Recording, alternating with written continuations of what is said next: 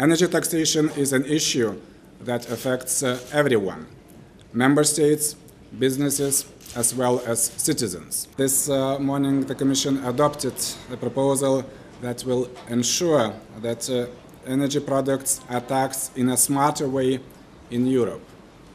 Until now, taxation of energy products was a mere revenue-raising instrument for member states. With today's proposal, it could become a much stronger policy tool.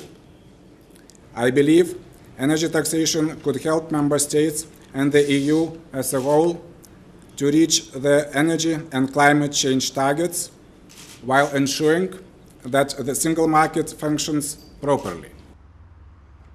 In 2013, the third stage of emission trading system will come into force, and the idea with the proposal is to align taxation system with emission trading system because under the present situation there are problems with double taxation or loopholes in the system, and the proposal actually will draw a clear line between ETS and non-ETS sectors, and in order to be able to apply these new rules, of course, we have to adopt the proposal now in order to give sufficient time to our member states to discuss this proposal in the Council.